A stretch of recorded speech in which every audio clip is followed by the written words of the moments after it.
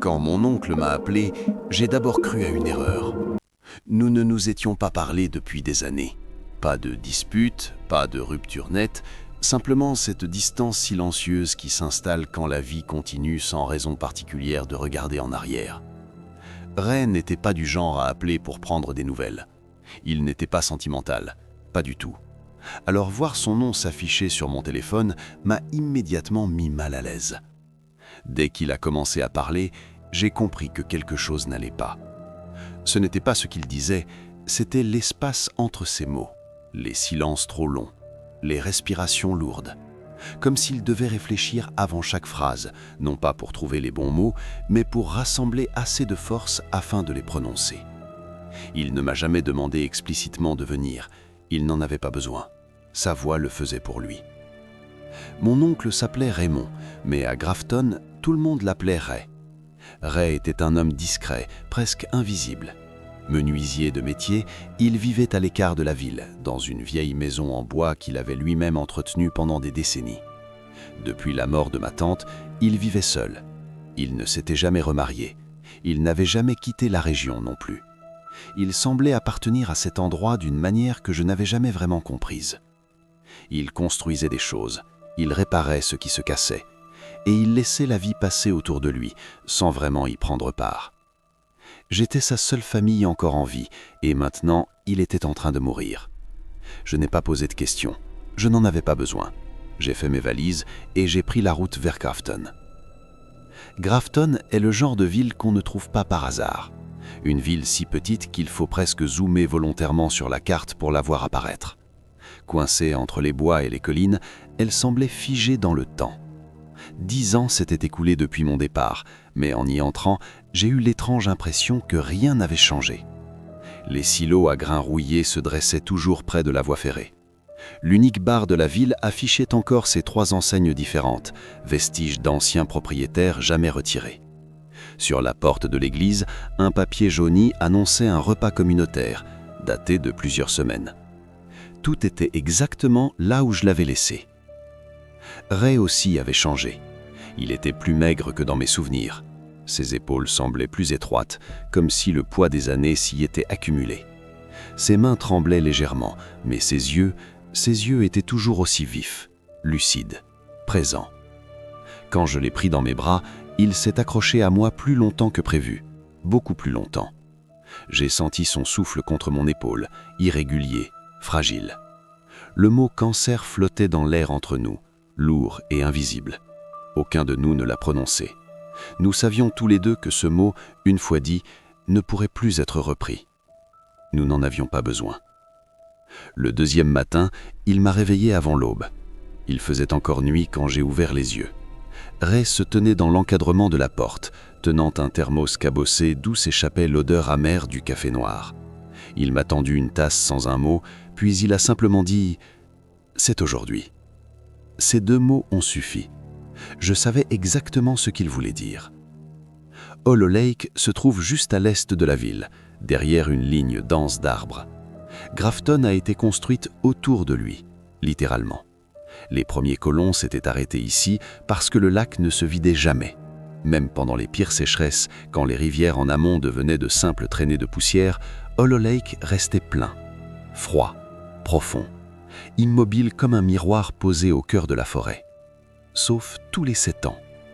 Tous les 7 ans, sans avertissement, il disparaissait complètement. Un jour, il était là, le lendemain, il n'y avait plus rien. Comme si quelqu'un avait retiré un bouchon au fond du monde. Personne ne savait pourquoi. Des scientifiques étaient venus, des géologues aussi. Le sol sous le lac n'avait aucun sens. Creux, instable, géologiquement impossible. Rien ne devrait pouvoir contenir une telle profondeur sans souffrir une fracture. Et pourtant, le lac revenait toujours, 4 jours après, exactement. Alors la ville avait cessé de poser de questions. On appelait ça le creux, comme on parle de la pluie ou du vent. Ray l'avait vu 5 fois dans sa vie, toujours seul. Cette fois, il ne voulait pas l'être. Nous sommes partis avant que le soleil ne se lève vraiment. La camionnette de Ray avançait lentement sur la route étroite qui menait au belvédère. Les phares découpaient les troncs des arbres comme des silhouettes figées, trop droites, trop proches. À l'arrière, une vieille couverture était pliée contre la paroi. Je l'ai tirée sur moi, incapable de chasser le froid qui s'installait déjà dans mes os. Ray conduisait en silence. Il tenait le volant à deux mains, trop fermement, comme s'il craignait que la route puisse soudain disparaître sous ses roues. De temps en temps, il portait le thermos à ses lèvres, buvait une gorgée de café noir, puis reposait le récipient exactement au même endroit, comme un rituel. Quand nous avons atteint la crête qui surplombe le lac, le ciel commençait tout juste à s'éclaircir. Le soleil n'était encore qu'une lueur rouge et épaisse, coincée derrière les arbres. Je m'attendais à voir la surface sombre de l'eau, peut-être couverte de brume ou de givre accrochée aux branches, mais le lac n'était déjà plus là. À sa place, il n'y avait pas un lit à sécher comme on en voit parfois après une sécheresse. Non, le sol semblait nettoyé, presque poli, une vaste étendue pâle, fissurée par endroits, mais étrangement lisse, trop lisse, comme si quelque chose avait raclé la terre jusqu'à l'os. Ce n'était pas un paysage, c'était une blessure. Et au centre exact de cette étendue, à bonne distance du rivage, quelque chose attirait immédiatement le regard, une forme parfaitement circulaire, découpée avec une précision impossible. De loin, on aurait pu croire à un simple affleurement de pierre, mais à mesure que la lumière du matin gagnait en force, les ombres révélaient autre chose, de la profondeur. C'était un cercle creusé dans le sol, et à l'intérieur, une spirale descendait lentement vers l'obscurité. Des marches, sans rambarde, sans trace d'humidité, juste de la pierre sèche, lisse, intacte, comme si elle venait d'être exposée à l'air pour la première fois. Mon estomac s'est noué. Ray n'a pas parlé. Il fixait la spirale, les mâchoires serrées, les doigts blanchis par la pression sur le volant. Ses yeux ne quittaient pas l'ouverture, comme s'il la regardait depuis bien plus longtemps que ce matin-là. Ça n'a jamais laissé quoi que ce soit derrière, ai-je fini par dire, plus pour rompre le silence que par réel besoin de réponse. Il a lentement secoué la tête. « Jamais », a-t-il murmuré. Nous sommes restés là longtemps. Le silence entre nous semblait s'étendre sur toute la surface du lac disparu, aussi vaste et pesant que l'horizon lui-même. Le vent soufflait faiblement, apportant avec lui une odeur étrange, un air vieux, confiné, comme si quelque chose avait été enfermé trop longtemps sous terre et venait d'être libéré. Ray respirait difficilement, son souffle sifflait, irrégulier. Pendant un instant, j'ai cru qu'il pleurait, mais quand il s'est tourné vers moi, son visage était sec, vide, creusé d'une manière que je ne l'avais jamais connue. « Je ne te l'ai jamais dit », a commencé Ray, la voix rauque. « Dis quoi ?»« Que je venais ici à chaque cycle. Je l'ai regardé, surpris. Même quand tu disais que tu n'y retournerais plus ?» Il a hoché la tête. « Même quand ça me terrifiait. » Je lui ai demandé pourquoi. Il a reporté son regard vers la spirale. Le vent a tourné et pendant une fraction de seconde, j'ai eu l'impression de sentir quelque chose de métallique, comme du cuivre humide. « Parce que je pensais qu'un jour, ça me montrerait quelque chose, » a-t-il dit. Il a marqué une pause. « Et maintenant, je crois que c'est enfin le cas. » Nous n'avons presque pas parlé sur le chemin du retour. Ray semblait absent, ailleurs. Il jetait de temps en temps un coup d'œil dans le rétroviseur comme s'il s'attendait à voir quelque chose nous suivre. Mais ce regard n'était pas empreint de peur, c'était autre chose, une attente étrange, presque de l'espoir. De retour à la maison, il a fait du thé, s'est installé dans son vieux fauteuil près de la fenêtre et a regardé dehors jusqu'à ce que ses paupières se ferment d'elles-mêmes. Je ne l'ai pas réveillé. Son visage, malgré la fatigue, semblait apaisé, comme s'il avait enfin pris une décision qu'il repoussait depuis longtemps. Cette nuit-là, j'ai dormi profondément, trop profondément. Le mélange de la fatigue du voyage, de l'air froid des montagnes et du poids du silence dans la maison m'a écrasé comme une couverture trop lourde. Quand je me suis réveillé, le soleil était déjà haut. Des rectangles de lumière découpaient le sol de la cuisine. La maison était silencieuse. J'ai appelé Ray. Aucune réponse. J'ai vérifié l'atelier, le cabanon. Rien. La camionnette n'était plus là. Sur la table de la cuisine, il y avait deux choses. Une enveloppe avec mon nom écrit dessus et un journal relié de cuir, usé, lourd, comme s'il avait absorbé des années entières de fumée, de suaire et de temps. L'écriture sur l'enveloppe était fine, précipitée. Je crois que c'est ma dernière chance. Ne me suis pas, sauf si ça t'appelle. Mais si c'est le cas, lis ceci d'abord. La porte arrière était restée déverrouillée. Je suis resté longtemps assis à la table de la cuisine, sans bouger. Le journal de Ray était devant moi, L'enveloppe aussi. Je n'avais pas encore osé l'ouvrir. Il y avait dans l'air une sensation étrange, comme si la maison elle-même retenait son souffle, attendant que je fasse quelque chose de précis, ou que je ne le fasse pas. Finalement, j'ai pris le journal. La couverture de cuir était craquelée, rigide sous mes doigts. En l'ouvrant, une odeur s'en est échappée, un mélange de papier ancien, de fumée froide et de métal. Les pages étaient jaunies, certaines gondolées par l'humidité, d'autres tachées, griffonnées, arrachées à moitié. Ray écrivait dedans depuis plus de 30 ans, toujours après chaque cycle du lac. Ses notes n'étaient pas ordonnées. Certaines entrées s'arrêtaient brusquement au milieu d'une phrase, d'autres étaient barrées, réécrites ou entourées de symboles que je ne comprenais pas. Mais peu à peu, des motifs se dessinaient. Des croquis du lit du lac, des mesures de profondeur, des schémas de la spirale, bien avant que je ne la voie de mes propres yeux. Et puis, des listes, des noms de Grafton, certains anciens, d'autres que je reconnaissais vaguement. À côté de plusieurs noms, il y avait des annotations, disparus, changés, rejetés. Parfois, un simple mot suffisait, parti, ou pire encore, revenu. Et dans les marges, encore et encore, le même mot, écrit différemment à chaque fois, mais toujours reconnaissable. Urath. Il était entouré, souligné, parfois répété plusieurs fois sur une même page, comme si Ray avait voulu l'enfoncer dans le papier. À côté, une phrase revenait sous différentes formes. Une blessure qui ne saigne pas. Ray ne se contentait pas d'observer le lac, il l'attendait. Je n'ai pas ressenti de chagrin, pas tout de suite, pas comme on l'imagine. Ce n'était pas une douleur nette, c'était plutôt une pression sourde, constante, comme un mal de tête qui ne trouve jamais son point culminant. Une absence trop vaste pour être nommée. Je savais qu'il était parti au lac, je savais aussi qu'il ne reviendrait probablement pas. Et malgré tout, je ne pouvais pas laisser les choses ainsi. Alors, j'ai commencé à poser des questions. La plupart des gens de Grafton me regardaient comme si je racontais des absurdités. Certains détournaient leur regard, d'autres changeaient de sujet. Mais un homme n'a pas fait semblant de ne pas comprendre. Lester. Il tenait le magasin d'appât près des voies ferrées. Un vieil homme sec, noueux, qui sentait le cuir ancien et les cigarettes mentholées. Quand j'ai mentionné Ray, il a sorti 2 verres sans rien dire et a versé du bourbon. « Je l'ai vu une fois », a dit-il après la 2e gorgée. « Vu quoi ?»« L'escalier, quand j'étais gamin. » Il avait cru à un affaissement de terrain jusqu'à ce qu'il voie quelqu'un descendre les marches à la hâte, quelqu'un qui n'était jamais revenu. Quand j'ai mentionné le mot « Wrath », ses mains se sont figées en plein geste. « Où est-ce que t'as entendu ça ?»« Dans le journal de Ray. » Son visage s'est durci. Il m'a expliqué que son grand-père utilisait ce mot, qu'il disait qu'il était plus ancien que l'anglais, pas même latin, peut-être un mot issu d'une langue locale, d'une tribu disparue.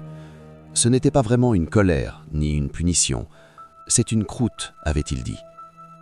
Une plaie qui ne guérit pas. Lester m'a alors parlé de dossiers conservés sous l'église, des archives, des listes de ceux qui étaient revenus, différemment. Il a insisté sur le mot « revenu », comme s'il portait en lui quelque chose de dangereux. Cette nuit-là, je suis allé à l'église. La porte latérale était déverrouillée. Le sous-sol sentait la moisissure et la cire froide. Derrière le chauffe-eau, j'ai forcé un vieux clapard métallique. À l'intérieur, des boîtes étasées comme des pierres tombales. Des dossiers, des photos, des cartes dessinées à la main. Sur une des photos, une foule se tenait au bord du lac, de dos, main dans la main, comme lors d'un enterrement. Et sur le bord du cadre, presque hors cadre, l'entrée de l'escalier. Déjà là, déjà en attente. Je suis rentré chez Ray avec un poids nouveau sur la poitrine. Pendant 2 jours, je n'ai rien fait. J'ai coupé du bois, j'ai fait du café que je n'ai jamais bu. J'ai lu la même phrase dans un livre encore et encore sans pouvoir dire de quoi elle parlait. J'ai plié ses vêtements juste pour occuper mes mains. La nuit, j'entendais des pas sur le perron, ou je croyais les entendre. Une fois, j'ai juré voir la camionnette dans l'allée pendant 1 seconde avant qu'elle ne disparaisse. Le journal était toujours là, ouvert, attendant. Une phrase était soulignée si fort que le papier en était déchiré. Ça n'ouvre que pour les briser. Et je n'arrêtais pas de me demander pourquoi Ray avait voulu que je voie le lac, pourquoi il m'avait laissé tout ça, moi qui n'avais jamais été brisé. Pas vraiment. J'avais juste dérivé. Finalement, j'ai cessé de résister. J'ai pris un sac, j'ai emporté le journal, j'ai verrouillé la porte par habitude même si personne à Grafton ne le faisait vraiment, et je suis retourné au lac. Le ciel était couvert quand je suis arrivé au lac. Une couche épaisse de nuages gris étouffait la lumière, rendant l'ensemble du paysage étrangement plat, presque irréel. Le bassin vide semblait différent sous cet éclairage. Moins spectaculaire, mais plus dérangeant encore. Comme si le monde avait été peint à la hâte, sans profondeur, sans relief. Et au centre, cette ouverture béante. La spirale. Elle était là, exactement comme Ray l'avait décrite. Ni ancienne ni moderne. Elle ne ressemblait à rien de connu. Elle ne semblait pas construite. Elle semblait décidée. Comme si la terre elle-même avait choisi de s'ouvrir. Je me suis approché lentement. À chaque pas, j'avais la sensation de marcher vers quelque chose qui me reconnaissait. Les marches descendaient si loin que la lumière ne parvenait pas à en toucher le fond. Je me suis arrêté au bord, pris d'un vertige brutal. J'ai ramassé une petite pierre et l'ai laissée tomber. J'ai attendu. Longtemps. Je n'ai jamais entendu l'impact. Une odeur étrange flottait autour de l'ouverture.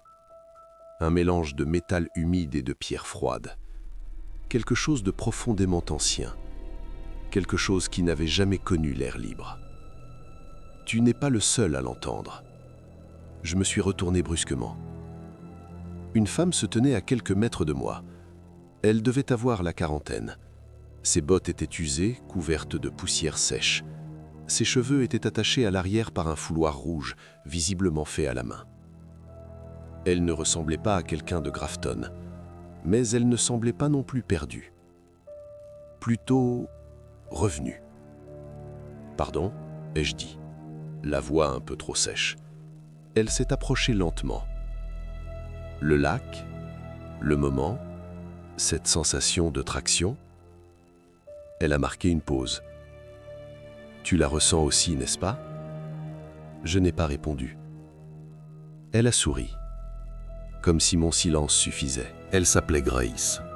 Elle m'a raconté qu'elle avait grandi dans une petite ville non loin d'ici, une ville qui n'existait plus vraiment, absorbée par l'expansion de Grafton puis oubliée. Elle était partie à 17 ans. Elle avait vécu ailleurs, mariée, divorcée, des années perdues entre des impasses et des départs ratés. Puis, 6 semaines plus tôt, les rêves avaient commencé. Chaque nuit, le même. Un lac asséché, une spirale dans la terre et quelqu'un qui l'attendait en bas. Quelqu'un que je connaissais, a-t-elle murmuré. Tu crois que c'est réel? Elle regardait le bassin comme on regarde un souvenir qu'on n'arrive pas à replacer. Je crois que la terre se souvient de qui nous sommes, a-t-elle dit doucement. Et parfois, elle réclame ce qu'on lui doit. Avant que je puisse poser la moindre question, Grace s'est mise à marcher vers l'ouverture. « Attends !» ai-je lancé. « Tu vas juste entrer ?» Elle s'est arrêtée une seconde, s'est retournée et m'a adressé un sourire calme. Pas un sourire fou, pas hypnotisé, un sourire décidé. « C'est bien pour ça que tu es ici, non ?» Puis, elle a posé le pied sur la première marche, puis la seconde, et elle a disparu dans la spirale. Je suis resté immobile au bord pendant de longues secondes. 2 instincts se disputaient mon corps, celui de fuir et celui bien plus dangereux de suivre. Ray était descendu, Grace venait de descendre, et moi, j'étais là. Je me suis dit que je n'allais aller qu'un peu plus bas, juste assez pour voir, juste assez pour comprendre. Et surtout, je n'aimais pas l'idée d'être seul là-haut. Alors j'ai posé le pied sur la première marche. L'air a changé presque immédiatement. Il est devenu plus dense, plus froid, comme si chaque respiration demandait un effort conscient.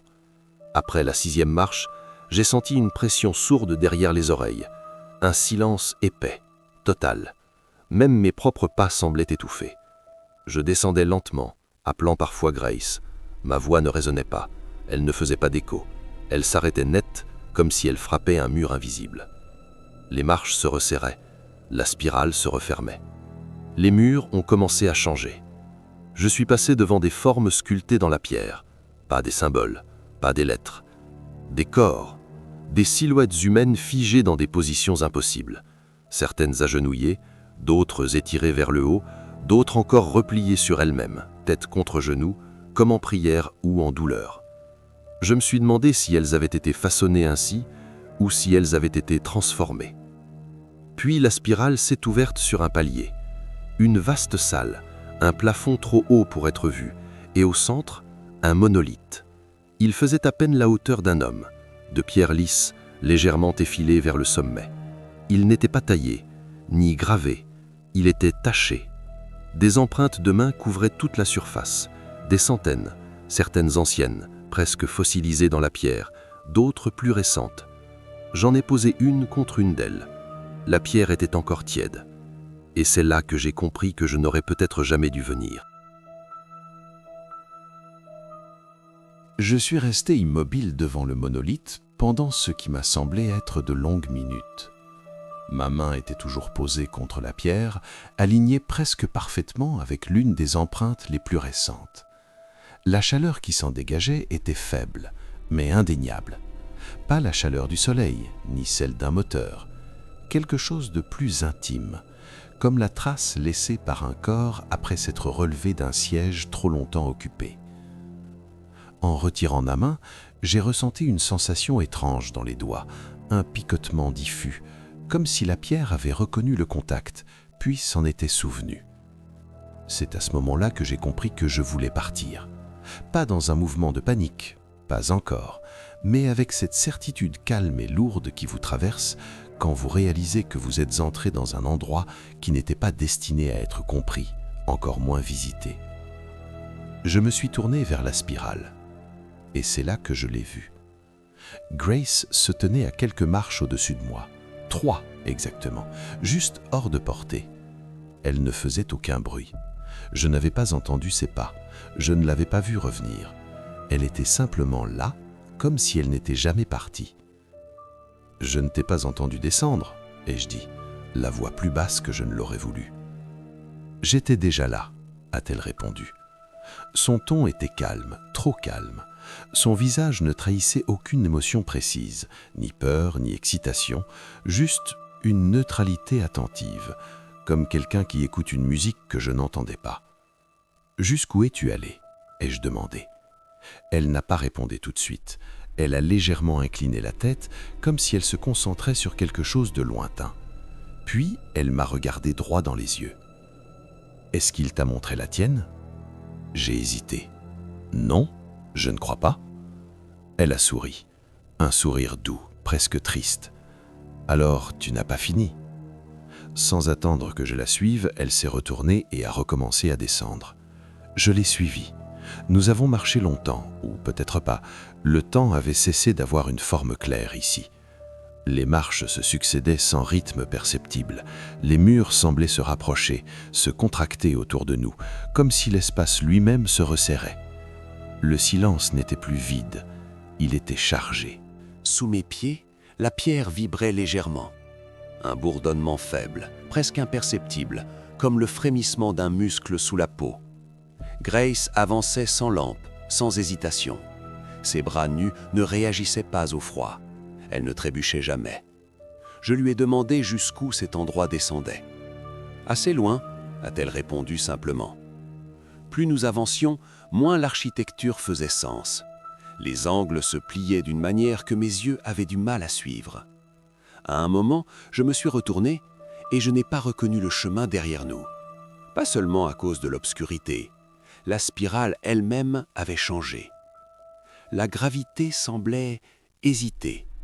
Je penchais légèrement vers la gauche, mais mon corps dérivait vers la droite, comme si mon propre poids n'était plus certain de l'endroit où il devait aller. Une désorientation profonde s'est installée dans mon ventre. Grace murmurait parfois, ou peut-être parlait-elle à quelqu'un d'autre. Je captais des fragments. Ce n'est pas la douleur qu'ils veulent, c'est la forme qu'elle laisse derrière elle. Ils ne peuvent pas ouvrir ce qui est scellé, mais ils savent attendre les fissures. Elle prononçait ces phrases avec la certitude tranquille de quelqu'un qui se souvient d'un rêve avec une clarté parfaite. Et la façon dont elle me regardait parfois, comme si j'étais la réponse et non la question, faisait naître une inquiétude profonde dans ma poitrine.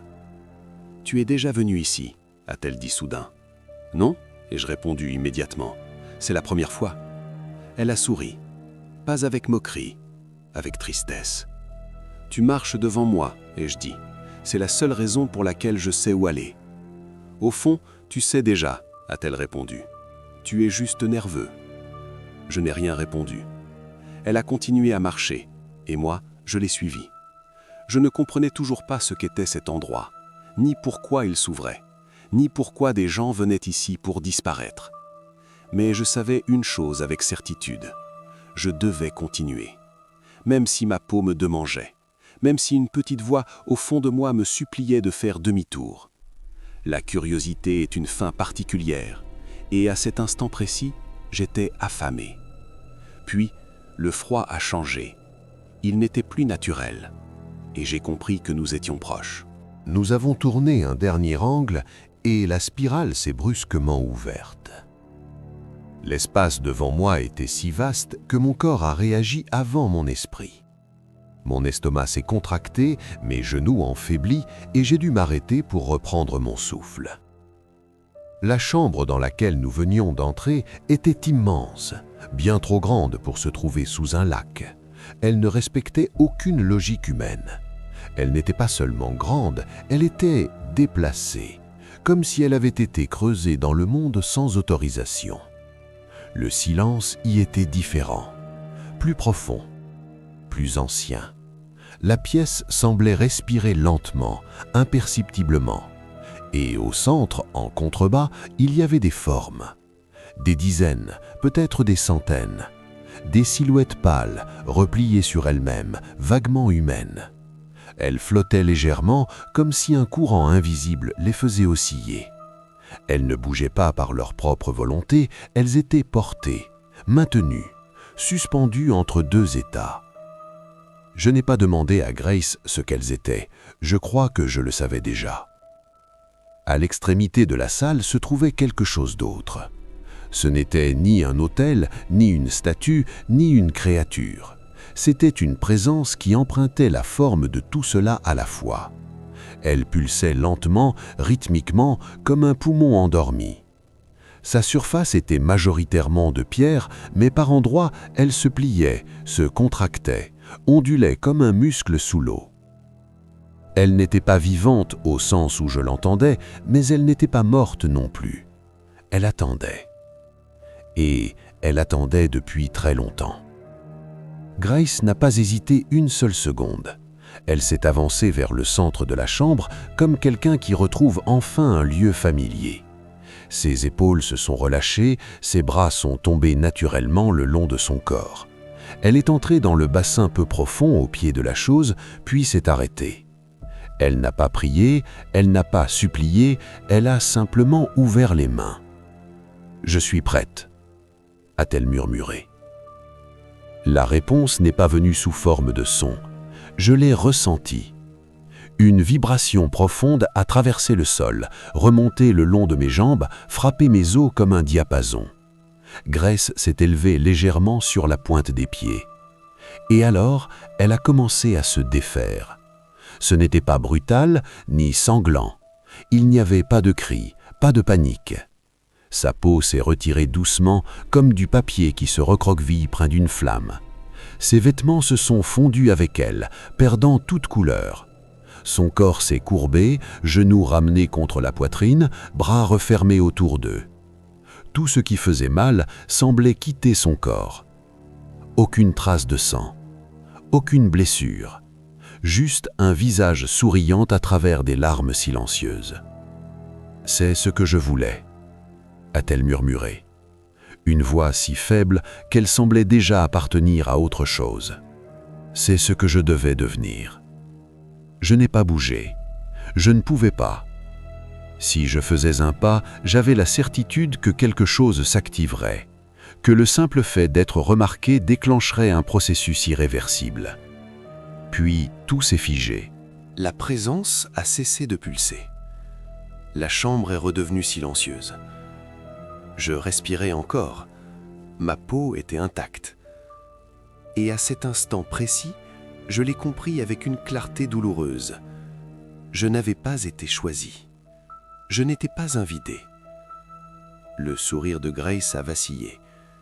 Son visage, à peine visible à travers la forme qui l'enveloppait, s'est tendu. Ses yeux se sont posés sur moi avec une expression nouvelle, de l'horreur. « Tu n'étais pas marqué », a-t-elle murmuré. J'ai fait un pas vers elle et l'a reculé instinctivement. « Tu dois partir », l'a-t-elle dit, la voix brisée.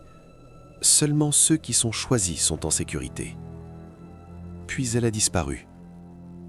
La chambre s'est assombrie et pendant une seconde, il n'y a plus eu que le battement affolé de mon cœur dans le vide. Alors, l'autel a pulsé. Une seule fois. Le sol a tremblé, les murs ont frémi, d'abord doucement, puis avec une insistance croissante, comme une respiration profonde qui s'éveille. Et j'ai entendu quelque chose d'autre. De l'eau. Elle coulait d'abord loin, à travers la pierre, puis de plus en plus près. Le lac revenait. Un courant d'air est descendu le long de la spirale, chargé d'odeurs de terre mouillée et de profondeur glacée. Mon instinct a pris le contrôle. Je me suis mis à courir. Je n'ai pas réfléchi. Je n'ai pas regardé en arrière. J'ai couru. La spirale s'est mise à bouger sous mes pieds presque aussitôt, comme si l'endroit avait attendu que je fasse demi-tour pour se réveiller complètement. Les marches semblaient se tordre, s'étirer, puis se raccourcir à nouveau. Là où il y avait un palier une seconde plus tôt, il n'y avait plus qu'un vide qui se refermait sur lui-même. L'eau grondait derrière moi. Au début, c'était un simple ruissellement, puis un claquement humide contre la pierre. Ensuite, un rugissement sourd, de plus en plus proche, qui faisait vibrer l'air dans mes poumons. Le lac se reconstituait, et je comprenais instinctivement que je n'avais pas le droit d'être encore là quand il serait complet. L'endroit était vivant maintenant. Et il n'était pas content. Les murs ont commencé à changer. La pierre se déformait, gonflait, se pliait pour former des images. Pas des symboles, pas des sculptures abstraites, des souvenirs, les miens, mais altérés, déplacés, tordus comme des reflets dans une eau sale. Un jouet a émergé de la paroi, un pistolet en plastique. Et sans avertissement, j'ai été projeté dans un souvenir précis, mon 9e anniversaire. Peu d'amis étaient venus. Je me souvenais de la gêne, du silence gênant quand le gâteau avait été servi. Le souvenir m'a frappé avec une intensité démesurée, comme si cet instant avait toujours été une blessure profonde. Puis, l'image s'est fissurée. Une roue de voiture a pris forme dans la pierre. J'ai revu mon père m'apprendre à changer un pneu. Le métal m'avait glissé des mains. Je m'étais entaillé le poignet.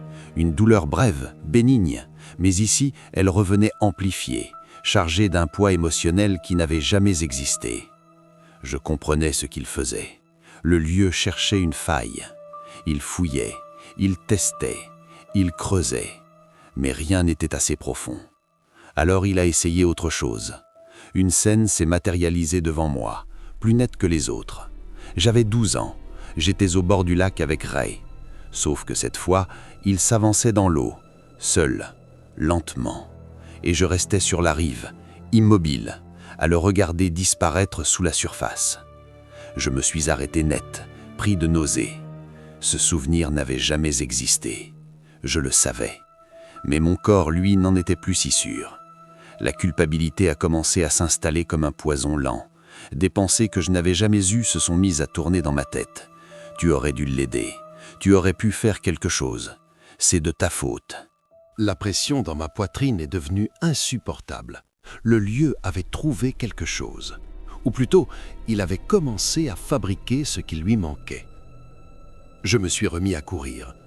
L'eau a jailli le long des marches, éclaboussant mes chevilles, puis mes mollets. Chaque pas devenait plus difficile. La spirale semblait se refermer sur moi, comme une gorge cherchant à m'avaler. D'autres souvenirs ont surgi. Une séparation douloureuse que je n'avais jamais vécue. Un amour perdu que je n'avais jamais connu. La mort d'un animal auquel je n'avais jamais été attaché. Ils étaient faux, je le savais. Mais il faisait mal. Chaque image s'enfonçait en moi comme un hameçon, cherchant à accrocher quelque chose de réel, à créer une douleur assez grande pour m'ouvrir, pour m'offrir en échange du soulagement qu'il avait donné à Grace. Ma peau a commencé à me sembler étrangère, comme si elle ne m'appartenait plus vraiment. J'étais essoufflé, désorienté, au bord de l'effondrement, quand j'ai vu une silhouette plus haut dans la spirale. Ray. Il se tenait sur un palier baigné d'une lumière pâle qui ne venait d'aucune source identifiable. Son corps semblait plus fin, légèrement translucide, comme sculpté dans une matière fragile. Sa peau paraissait durcie, étirée. Mais son visage était le même. Il a souri doucement. « Tu es venu quand même », a-t-il dit. « Tu as toujours été trop curieux. » Ma gorge s'est serrée. « Ray, est-ce que tu... » Il a levé la main, pas pour m'interrompre, mais pour me calmer. « Je vais bien », a-t-il dit. Je suis allé là où je devais aller, parce que j'étais prêt. L'eau montait derrière moi, violente maintenant, claquant contre la pierre avec une force terrible. Le lieu gémissait autour de nous. Ray m'a regardé avec une étrange tendresse. « Toi, tu n'es pas destiné à ça, » a-t-il dit doucement. Et ce n'est pas une punition. L'eau rugit à nouveau. Ray a serré ma main une dernière fois, puis m'a guidé vers le haut. Il s'est arrêté juste avant le dernier palier. « Vis », a-t-il murmuré. Et il m'a lâché. Je suis remonté seul. Derrière moi, le bruit de l'eau était devenu assourdissant. Ce n'était plus un simple flot, mais une masse entière qui s'engouffrait dans la spirale, poussée par une force irrésistible, comme si le lac reprenait possession de ce qui lui appartenait depuis toujours. Chaque marche vibrait sous mes pieds. La pierre tremblait, se contractait, puis se figeait à nouveau, dans un effort presque douloureux. Je n'avais plus de repères. La spirale semblait interminable maintenant, étirée, distendue, comme si la distance elle-même refusait de se laisser mesurer. Mes jambes brûlaient. Mes poumons me faisaient mal. Chaque inspiration était une lutte. Et pourtant quelque chose en moi refusait d'abandonner. Pas maintenant. L'eau m'a atteint au genou, puis à la taille. Elle était glaciale, mordante et chargée d'une pression terrible, comme si toute la profondeur du lac cherchait à m'écraser vers le bas. Je glissais parfois, rattrapais une marche de justesse, m'agrippais à la pierre lisse avec des doigts déjà engourdis.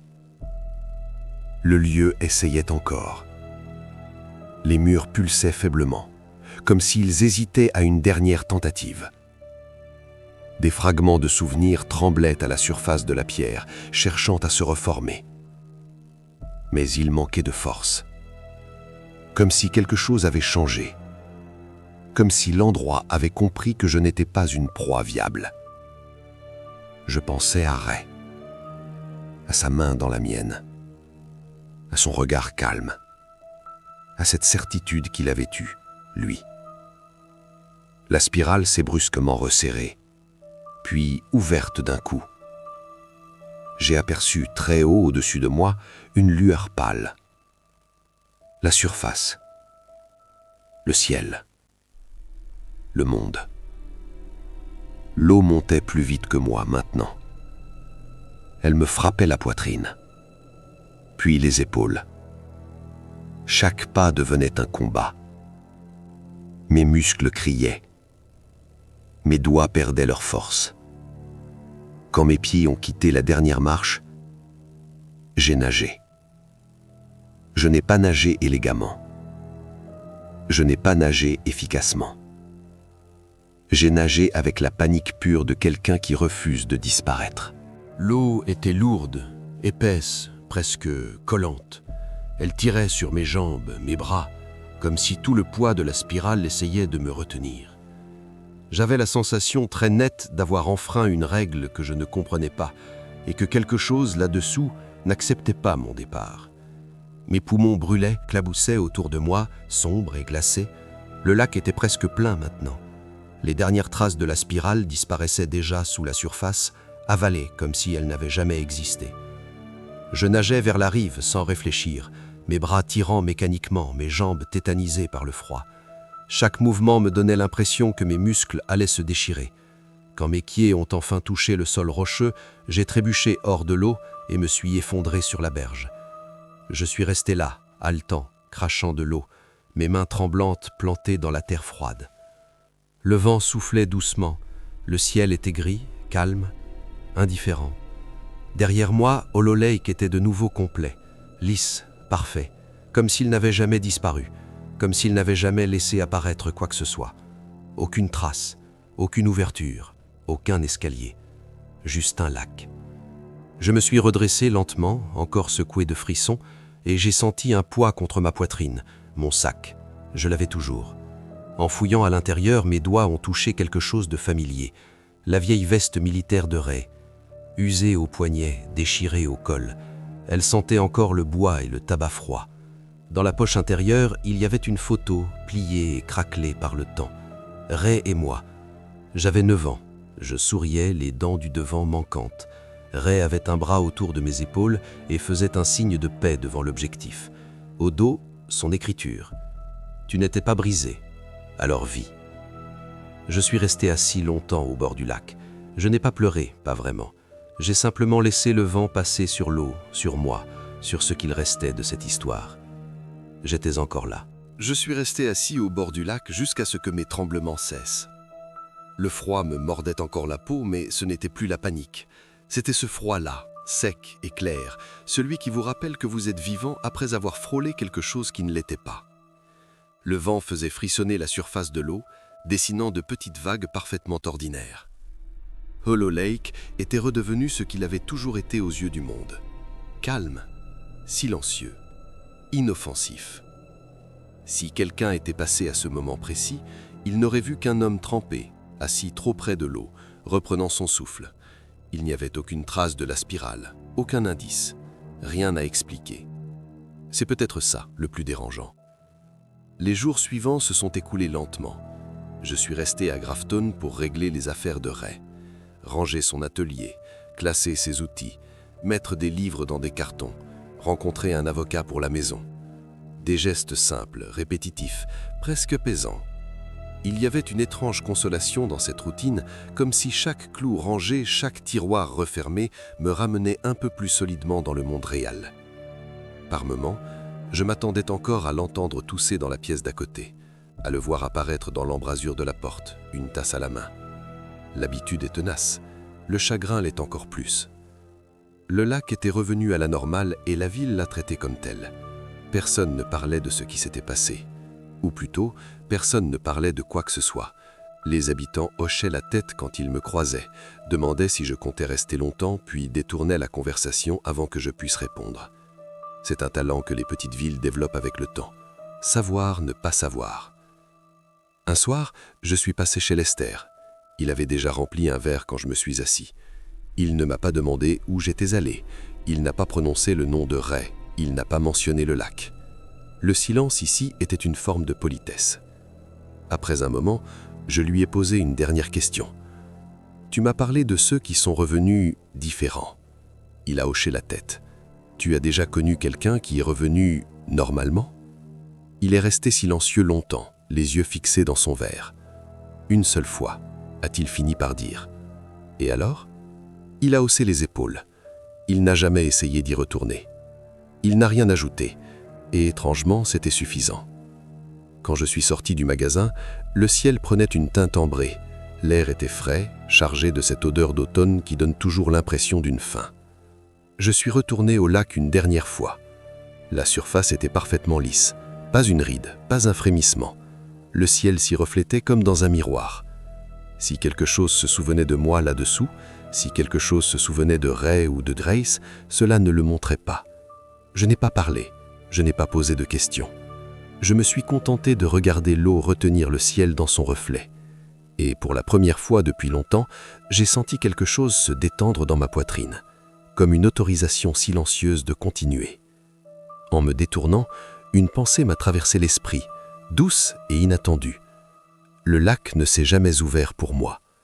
Mais peut-être que ça voulait dire que je n'étais pas fini, que je n'étais pas prêt à être soulagé de quoi que ce soit, que j'avais encore quelque chose à porter, à donner, à vivre.